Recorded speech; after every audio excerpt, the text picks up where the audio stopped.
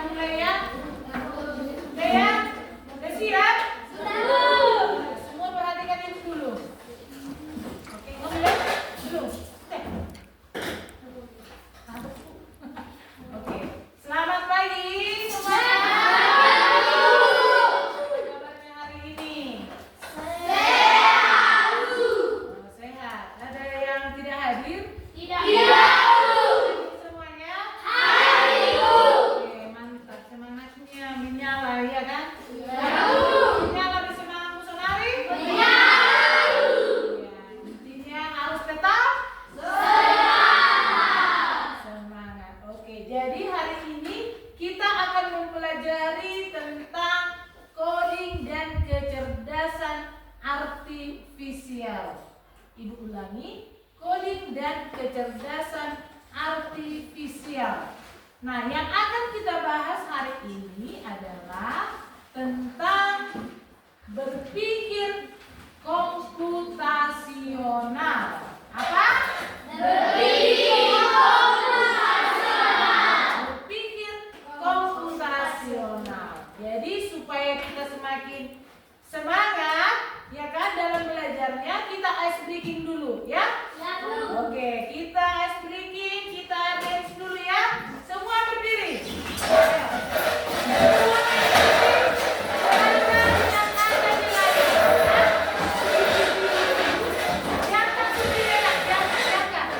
Oke,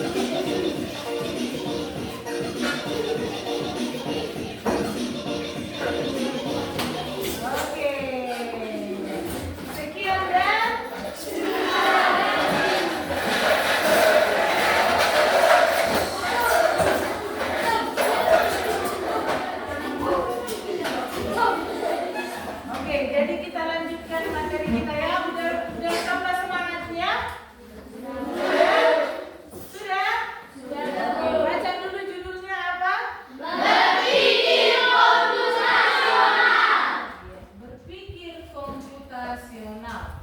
Jadi kira-kira apa itu definisi dari berpikir komputasional? Coba dulu kamu baca.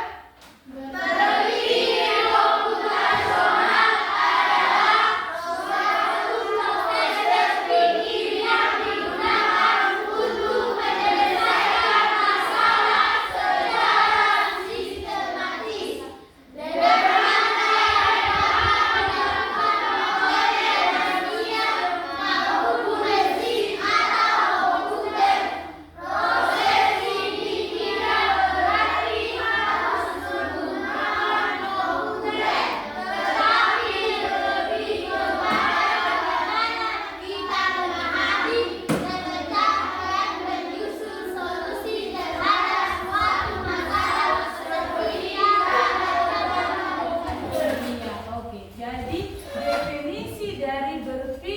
secara komputasional itu adalah berpikir untuk menyelesaikan suatu masalah itu dengan berpikir secara sistematis.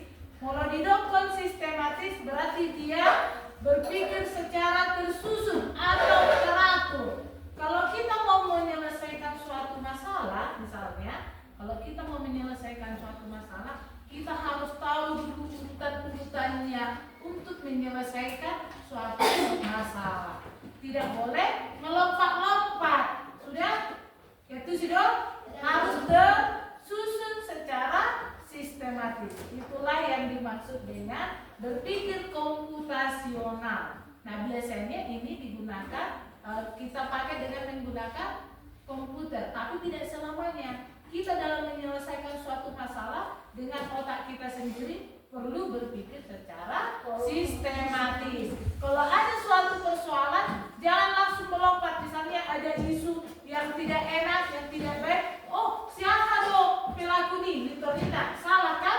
Berarti kita harus tahu dulu apa penyebabnya, siapa yang terlibat, apa-apa saja yang terjadi, gitu kan? Berarti kita harus runutkan semua persoalan itu secara sistematis supaya dapat terselesaikan dengan baik. Itulah yang dimaksud dengan berpikir komputasional.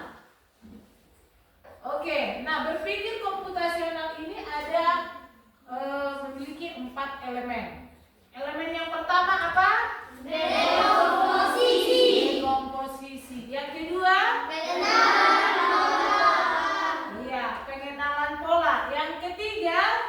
Reproduction. Abstraksi. Yang keempat? Algoritma. Jadi dalam berpikir komputasional itu ada 4 elemennya tadi. Yang pertama dekomposisi, ya. Yang kedua pengenalan pola. Yang ketiga abstraksi. Yang keempat adalah algoritma. Jadi elemennya kita bahas dulu satu-satu. Kira-kira apa itu dekomposisi? Soal dia ada dekomposisi. Kira-kira ada yang tahu itu arti dekomposisi? Ada yang tahu? Oke, jadi kita lanjutkan ya. Nah, kira-kira apa itu dekomposisi? Coba kamu baca. Dekomposisi adalah proses memecah suatu masalah yang besar atau kompleks menjadi bagian-bagian kecil yang lebih sederhana. Yang lebih sederhana. Maksudnya tadi proses memecahkan suatu masalah yang besar, ya, menjadi ke bagian-bagian yang kecil. Contohnya ini ya. Nah, dekomposisi dalam berpikir komputasional. Masalah besarnya pergi ke sekolah. Masalah besar itu kita buat masalahnya ya. Pergi ke sekolah. Jadi masalah-masalah kecilnya apa saja? Kamu bangun dari tempat tidur, ya kan? Ini masalah besarnya kita pergi ke sekolah. Berarti masalah-masalah kecil apa saja yang muncul sampai kita tiba di sekolah? Coba dulu kamu berpikir, kira-kira apa saja masalah di rumah sebelum kamu sampai di sekolah? Dimulai dari bangun tidur, menyambut rumah misalnya, ya kan? Mandi. Jadi masalah besarnya apa? Pergi ke sekolah. Masalah-masalah kecilnya apa saja? Mempersiapkan mau ke sekolah ini apa saja? Ada yang dipanggil-panggil mamanya dulu, teriak-teriak, "Dungo pasca," ini kan? Cuci piringon, itu masalah itu? Masalah kan? Masalah-masalah kecilnya apa lagi?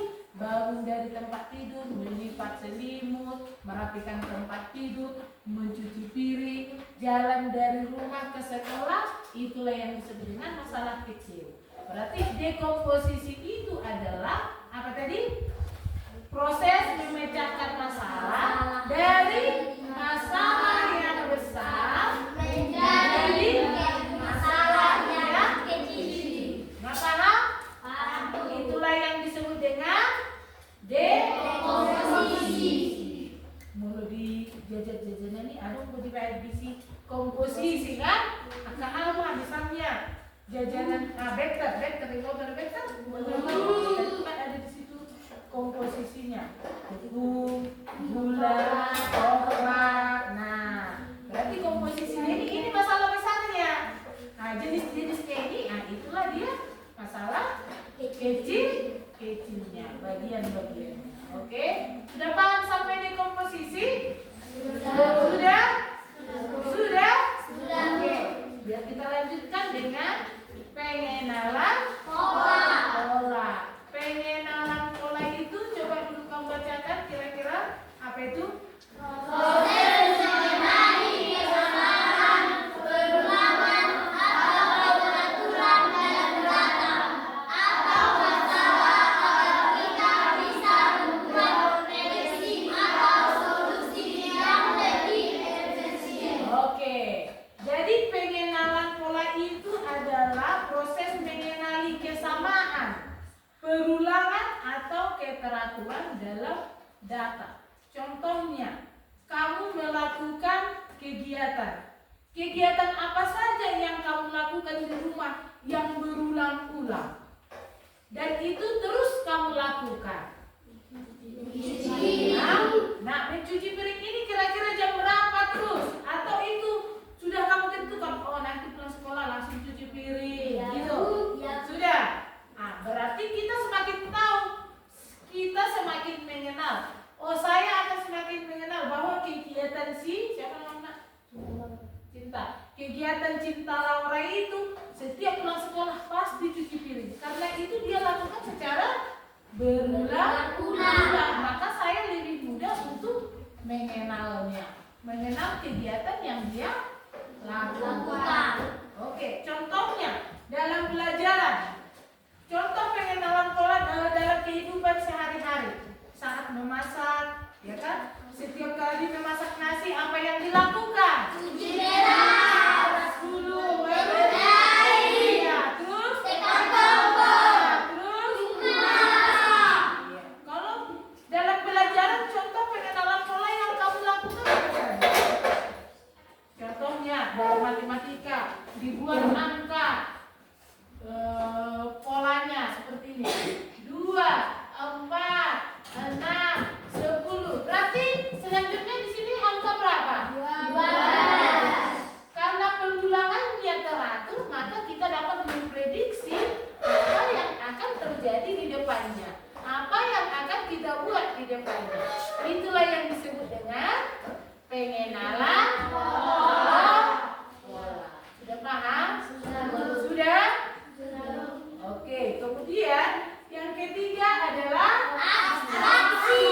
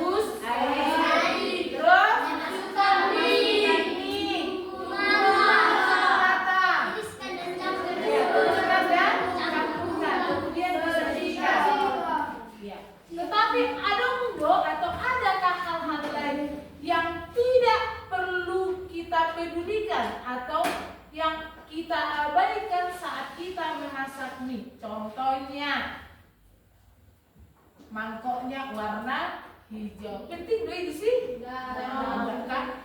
Contohnya, sendok gorengnya warna pink misalnya. Enggak kan? Itu diabaikan.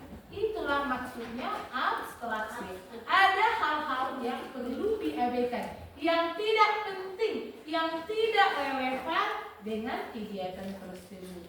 Apakah karena dengan warna piringnya warna pink rasanya menjadi bukan rasa Indomie? Tidak kan? Maka itu perlu diabaikan. Tetapi yang nyatanya kita rebus airnya, ya kan? Oke, sudah paham? Sudah. Itulah yang disebut dengan Abstraksi. Contohnya juga dalam belajar ini sekarang kita, ya kan? Kita sedang belajar. Kira-kira yang perlu kita abaikan di sini apa? Tempat apa? Nah, tempat duduknya misalnya, contohnya ini ada warna gorden, warna hijau, nggak mempengaruhi itu kan? Iya kan? Nah, terus apa lagi?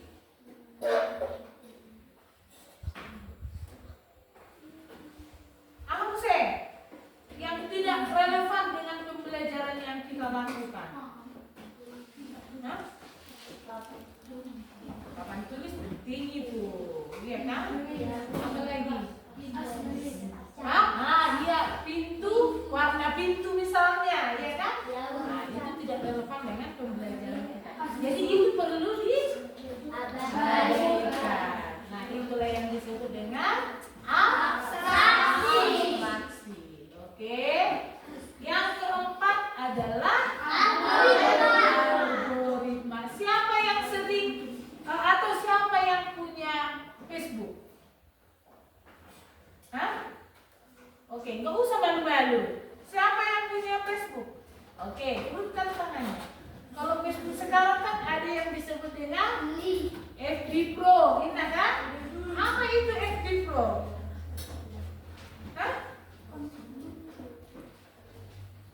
FB Pro itu yang digunakan untuk berkonten yang dapat menghasilkan uang. Kalau ada Facebook sudah menghasilkan uang? Belum.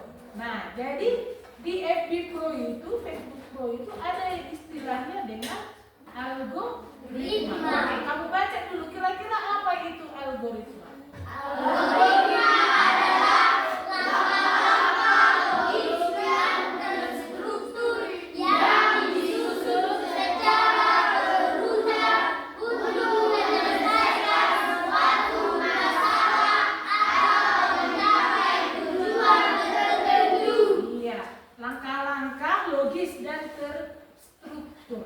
Nah, jadi di FB Pro itu ada algoritma. Ada langkah-langkah yang harus dilakukan secara teratur, secara terstruktur agar FB Pro-nya itu bisa menghasilkan uang. Kalau algoritmanya tidak terbaca atau algoritmanya tidak terstruktur, maka itu tidak akan menghasilkan uang. Itulah yang disebut dengan algoritma. Nah, algoritma dalam berpikir komputasional adalah, contohnya dalam kehidupan sehari-hari kita sering menggunakan algoritma tanpa sadar. Misalnya saat memasak, pergi ke sekolah, atau bermain game. Algoritma berangkat sekolah apa saja?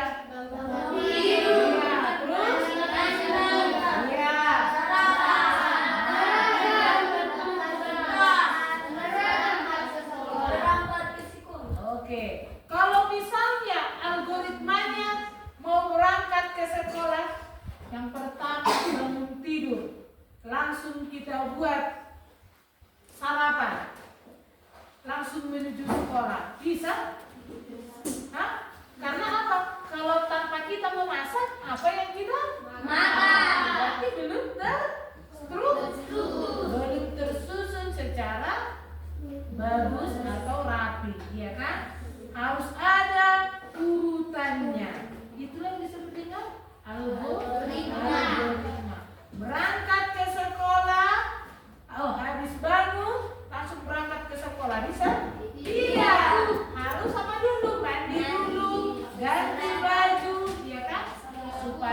algoritmanya terbaca dengan bagus. Nah, seperti itu juga di FB Pro itu.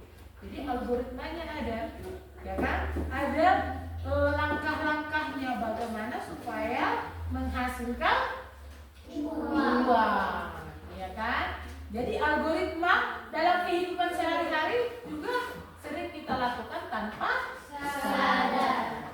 Oke, nah dong jolma berat dumut permana. Jadi isi mana? Lupa. Mga lupa betul tuh ada algoritma na kan? Kalau beda lagi algoritma na sediakan iya, ambil berasnya, cuci berasnya, masukkan air, terus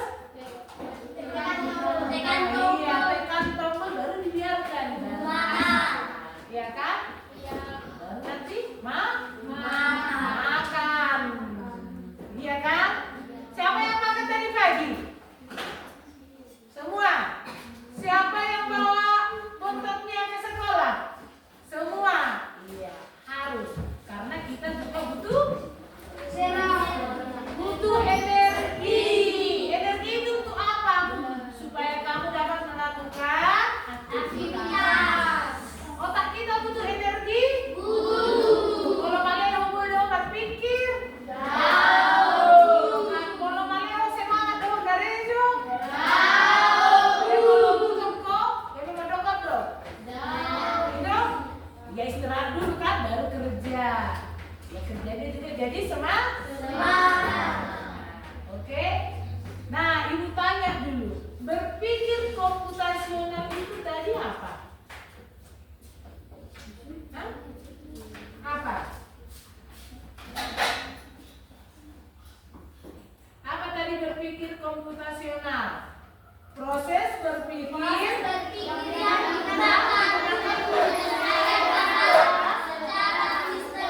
secara sistematis. Nah, jadi sama. Kalau kita memberikan perintah di komputer, misalnya, ya, kita memberikan perintah di komputer, tapi perintah yang kita berikan itu salah, bagaimana hasilnya? Iya, tidak akan mendapatkan hasil yang kita inginkan. Mau didokter orang tua diberikan perintah samamu. Melisa, bilang gue jadi lamari aha, baru diselong doa aha, baru betul mah aha yang tertusar. Itu perintah yang benar atau perintah yang salah?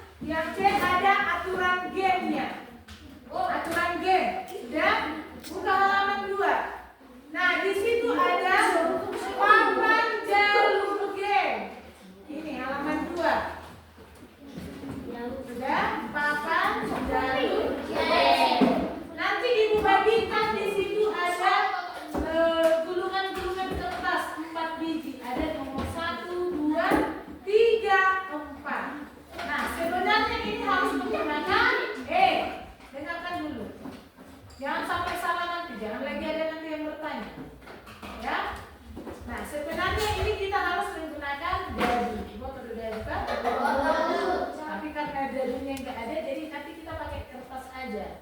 Ya. Jadi nanti di dalam kertas itu Ibu buat angkanya. Angka 1, angka 2. Nah, coba kamu lihat ini, gambar yang ini, pola yang ini. Udah. Nah, foto 28 ya kan? Ya, kamu. Nah, dikocok kan baru dikeluarkan darinya. Nanti ada 1, 2, 3 bulat-bulatannya, ya kan? Jadi nanti angkanya yang Ibu kasih. Angka 1. Jadi di sini ada nomor 1 sampai nomor 20. Udah lihat? Nanti nomor 1 sampai 20, berarti kalau di 20 dia sudah mencapai finish. Siapa nanti yang pertama sampai ke finish, udah, berarti kelompok itu nanti pemenangnya. Sudah? Tetapi supaya sampai ke finish nanti ada tantangan.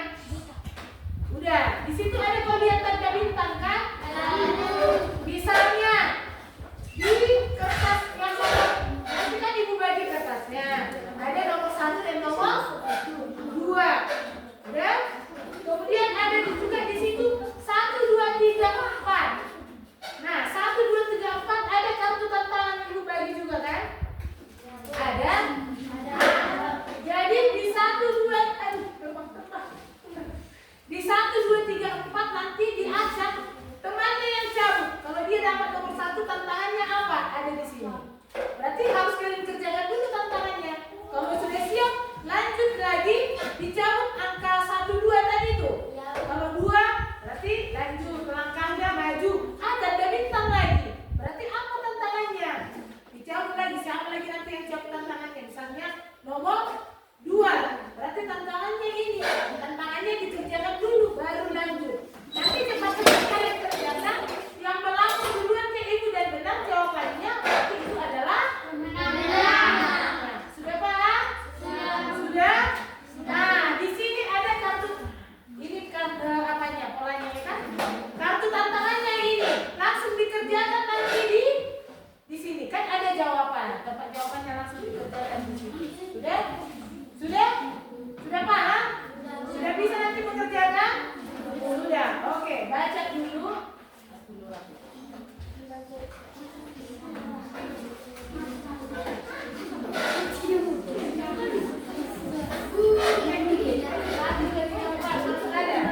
Nah, ini untuk kalian. Cek dulu di dalam. Nomor 1, 2, 3, 4. 1, 2, 3, 4.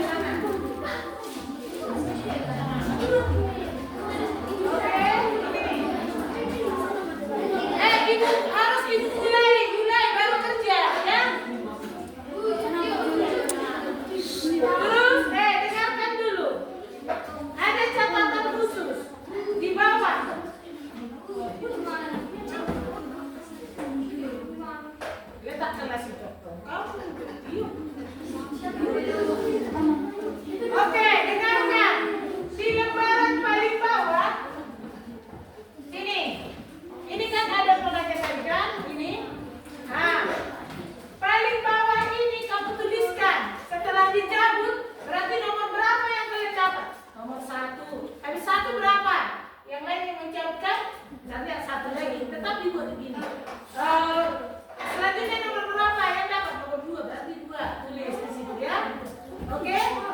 Tantangannya kalau ada tanda bintang, tapi tanda bintangnya sampai 4 aja dikerjakan. Karena tantangannya hanya 4. Sudah? Apa HP? Oke, sekarang Ibu hitung. 3, 2, 1, kerjakan. Oke. Yang dicabut angka 1 dan 2 itu ya. Jadi jalan dan berjalan. 2. Oke, tuliskan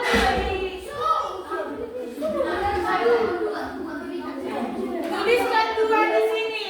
Sampai dapat 2. Jalankan. Jalankan pionnya. Udah di mana? Berarti di nomor 2 ya kan? Ada tanda bintang. Cabut tantangan 1. Kan ada 4 tadi tantangan. Yang itu. Sana. Kan ada 4 tantangan ini. Lalu ini 1. Iya, cabut 1. Oke, kita apa tantangannya?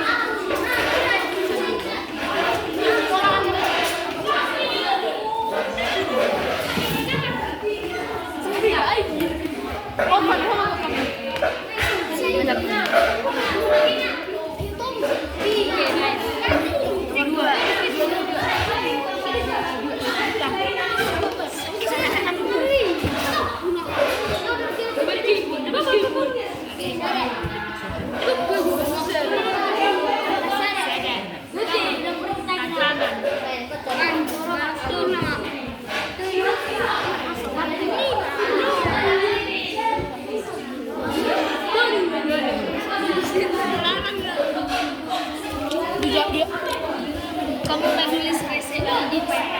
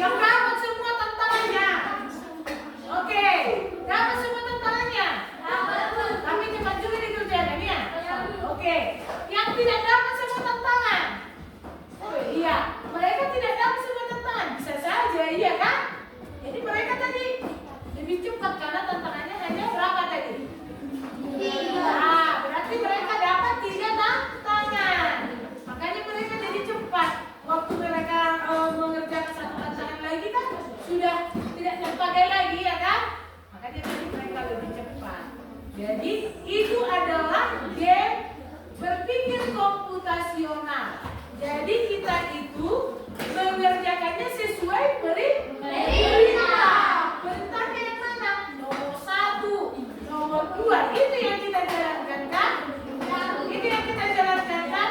Dan akhirnya bisa sampai ke finish dengan perintah yang tadi. Oke, yang kelompok yang pertama duluan siap tadi. Selesai yang ini.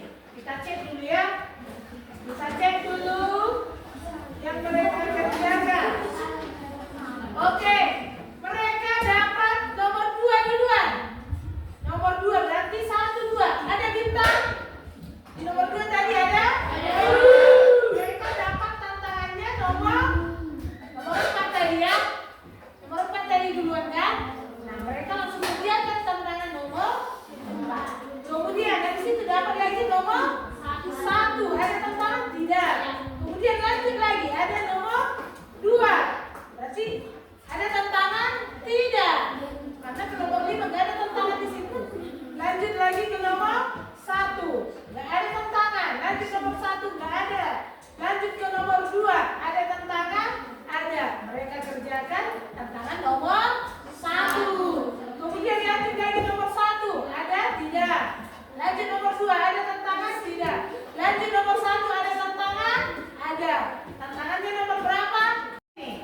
Semua melihat minggu. Semua melihat minggu. Sama dengan kehidupan ini. Semakin banyak tantangan hidup kita, maka kita akan semakin dewasa dan semakin bijak dalam menyelesaikan masalah. Kalau tidak ada masalah dalam hidup kita akan datang. Tidak ada warna-warninya, iya kan? Kalau si patah bertangis, si patah mekel, baru hidup ini berwarna. Setuju? Setuju. Oke, ibu ingin ada yang maju ke depan 2 orang, 1 laki-laki, 1 perempuan. Oke? Kau maju. Si Papi maju. Oke, menghadap temannya. Menghadap temannya. Pertanyaan ibu. Ya. Pertanyaan ibu dijawab. Yang lain mendengarkan. Ya. Bagaimana perasaanmu mengikuti pembelajaran hari ini? Senang. Kau Papi? Bisa mendapatkan ilmu dengan mudah. Oke. Ya, kemudian apa yang kau dapatkan hari ini dalam pembelajaran kita? Apa? Berpikir komputasional. Kau bisa belajar bersama. Oke, tepuk tangan dulu.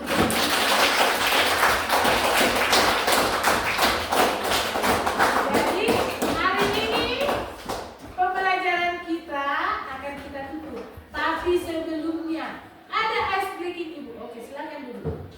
Ya, ada ice breaking ibu. Ya, pertanyaannya. Ada 3 pintu. Berapa? 3 pintu. Ada 3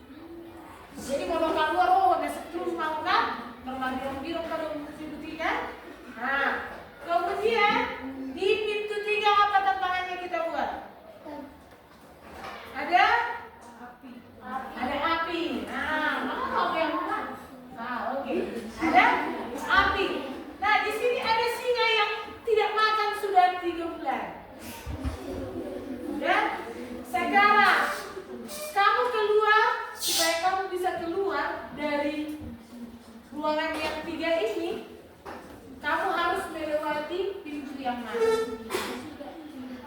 Oke, ini pintu 1, 2, 3. Kira-kira pintu mana yang akan kau buka supaya kau bisa